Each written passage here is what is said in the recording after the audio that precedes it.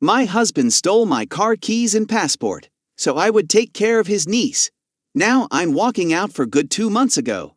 My husband became the legal guardian of his late sister's daughter. She was a single mother who tragically passed away last year. Initially, my in-laws took her in, but their age made it difficult for them to care for her. That's when my husband stepped in, assuring me that he would handle everything. We got married just a year ago, after dating for 15 years. I had a thriving career in a demanding field that required extensive travel. We both wanted to start a family, so I agreed to become a stay-at-home mom. A few months into our marriage, I quit my job when I got pregnant, but heartbreak struck when I miscarried. Soon after, my husband's sister passed away, putting our plans on hold. To keep myself occupied, I took a part-time remote job in a related field. My sister-in-law had left her job to care for her daughter full-time, as the child faced numerous challenges, including nonverbal autism, developmental disorders like dyslexia, and severe sensory issues. My husband promised to take care of everything, but that's not how it played out. Since I worked from home, the majority of the caretaking fell on me. Her meltdowns were frequent and intense. She refused to eat what I cooked, often throwing food at the floor, or worse at me. I was emotionally drained. Around mid-December, my husband had to work late and asked me to handle dinner. Knowing how particular she was about food, I tried my best, but she threw the plate at my feet, causing me to bleed. I called my husband, begging him to come home, but he refused. I told him I was done and retreated to my room. When he finally returned hours later, she was still crying. He was furious with me, calling me heartless and irresponsible. I told him I was going to my mom's and wouldn't be back until after New Year's. He panicked and tried to apologize, but I left. He called me every day, pleading for me to return. When I did come back, he informed me that my absence had forced him to use up all his leave to stay home with her. He was glad I was back, but I had already made up my mind. I had contacted my former company and gotten my old job back, starting the following Monday. The job required travel and office presence. He was shocked and asked who would care for his niece. He had no more leave and full-time caretakers were too expensive. I reminded him that he had promised to handle everything when he became her guardian, and now it was his problem. As expected, my family supported me, while his family labeled me selfish. I questioned my own actions, but I couldn't continue like this. Things didn't improve. My husband took a few days off to interview special needs caregivers and found an experienced nanny for weekdays. But when she had an emergency and couldn't come in, my husband asked me to step in. I refused, so he stole my car keys while I was getting ready and left before I noticed, trapping me at home. This triggered memories of my narcissistic, gaslighting father, who used to pull similar stunts. I called my husband, demanding he return within an hour, or I would call CPS. He returned, but it led to a huge fight. I warned him that if he ever did something like that again, I would walk out for good. 2 weeks later, I was preparing for a work trip and couldn't find my passport. I'm extremely organized, so I knew I hadn't misplaced it. I ended up calling the non-emergency helpline, and when they searched the house, they found my passport hidden in his gym bag. It's a crime to steal passports, and they asked if I wanted to press charges. I declined. My husband admitted he hid my passport because he needed me home for a social welfare visit, and he knew I wouldn't stay if he asked. That was the last straw. I kicked them both out of the house, which is a premarital asset. Thank God. I told him I would file for divorce, and that I never wanted to see either of them again. The welfare visit was a disaster because they weren't living there when the social worker arrived. The worker also knew about the recent call to the non-emergency helpline, so she was unimpressed with our situation. A few days ago, my husband came by to tell me he had moved in with his parents, who live in a small 2-bedroom apartment that doesn't meet welfare standards. He begged me to let him and his niece stay until they figured things out, or she would have to go into state care. He even suggested relinquishing her care if I would give him another chance. I exploded. I told him that the issue was never just his niece, it was him. He didn't consult me before taking her in, he did nothing to help, and he dismissed my concerns. He chose to take my keys, he chose to hide my passport. I told him that things might have been different if he had made different choices, but I was done. I haven't started the divorce proceedings yet, but I will. For now, I'm taking a break. It's been an emotionally draining few weeks, and I need time to heal.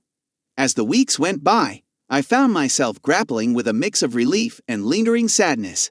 The decision to leave wasn't easy, but it was necessary. I had given so much of myself, and it had nearly broken me. Now, I was alone in the house that once felt like a home, but it was different. The silence was comforting, a stark contrast to the chaos that had engulfed my life.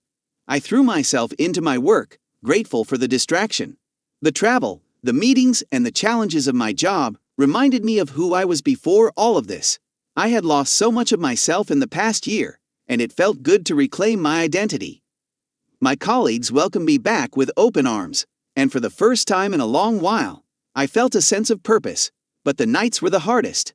Lying in bed, I often found myself thinking about my husband, ex-husband. I corrected myself.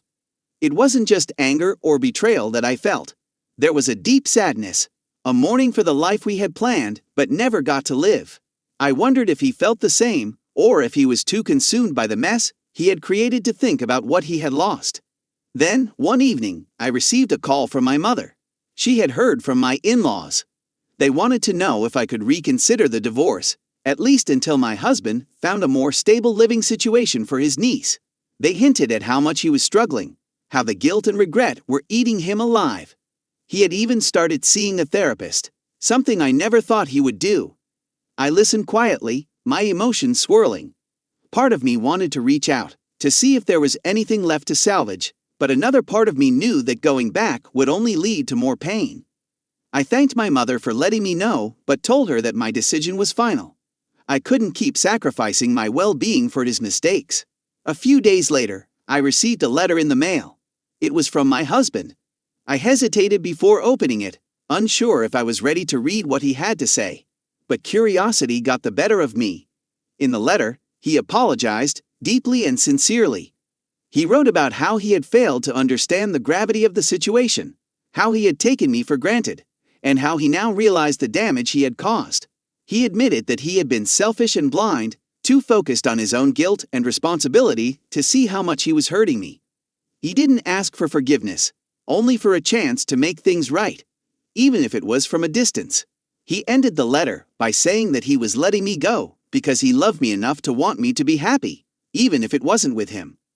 He promised to handle the situation with his niece and to take full responsibility for her care, without involving me any further. I sat there, holding the letter, tears streaming down my face. It was the closure I hadn't realized I needed. I felt a weight lift off my shoulders, a sense of finality that allowed me to breathe easier. I knew that moving forward wouldn't be easy, but at least now I could do it with a clear conscience. As the days turned into weeks, I started to rebuild my life. I reconnected with old friends, spent time with my family, and even started therapy to help me process everything that had happened. I was slowly learning to let go of the anger and resentment, replacing it with acceptance and a determination to move forward. One evening, as I sat on the porch, watching the sunset, I realized something. Despite everything, I was stronger than I had ever been. I had faced one of the toughest challenges of my life, and I had come out the other side. I knew there would be more obstacles ahead, but I was ready for them, and for the first time in a long time, I felt hopeful about the future. Months passed, and the chill of winter began to give way to the warmth of spring. The change in seasons felt symbolic, as though nature itself was mirroring the transformation I was undergoing. I had settled into a new rhythm, a routine that was mine and mine alone. It was liberating, but there were moments when the quiet solitude would gnaw at me, reminding me of the life I had left behind. One afternoon, I received an unexpected message from a former colleague, Julia, who had recently moved to a nearby city. We had always gotten along well, and she had heard about my situation through the grapevine.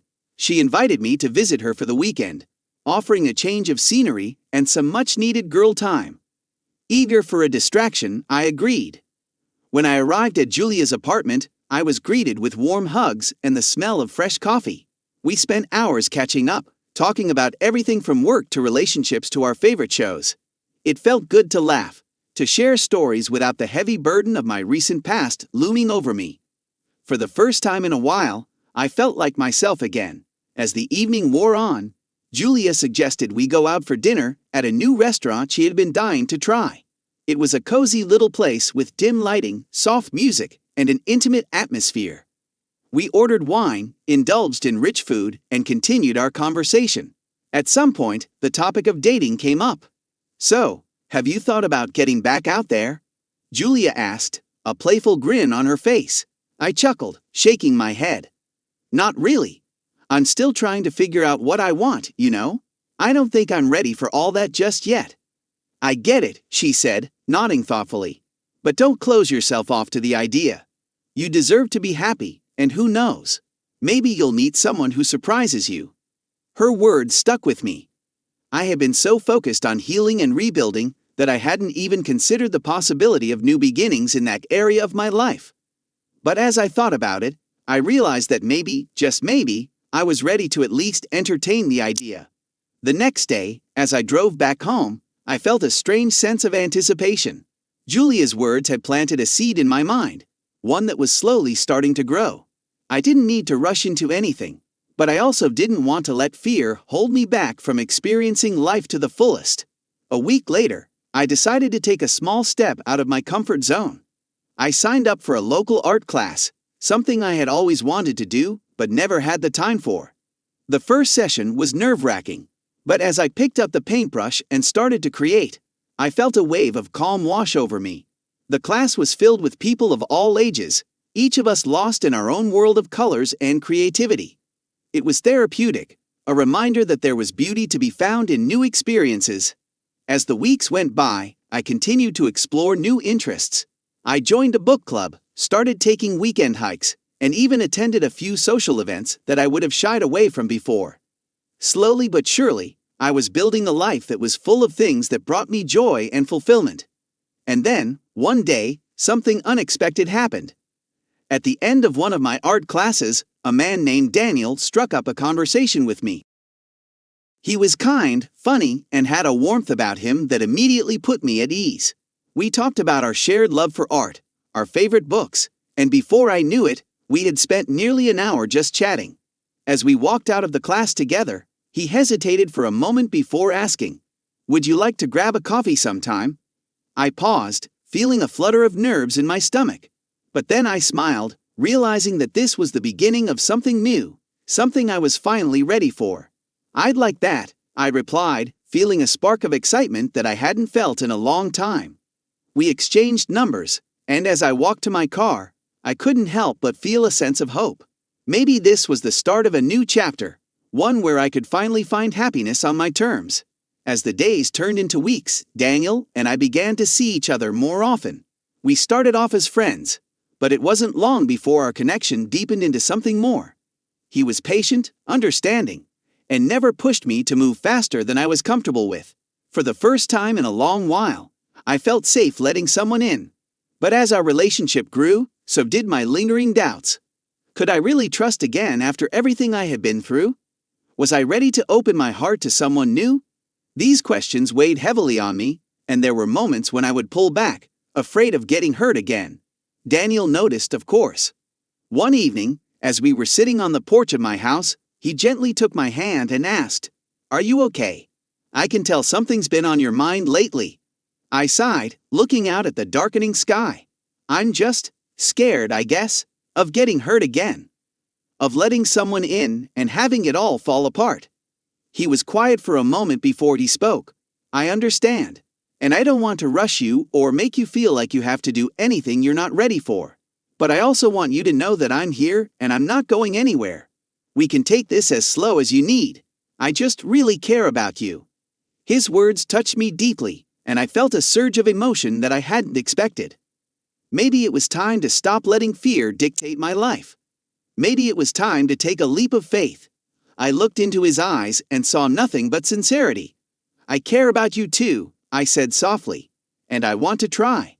I'm just learning how to trust again." He smiled, squeezing my hand. "We'll figure it out together." And with that, I felt a weight lift off my shoulders. I knew it wouldn't be easy, but I was finally ready to open my heart to the possibility of love again. And this time, I was determined to do it on my terms, with someone who respected and valued me for who I was. As we sat there, hand in hand, I realized that life was full of second chances, and this time I was going to make the most of it.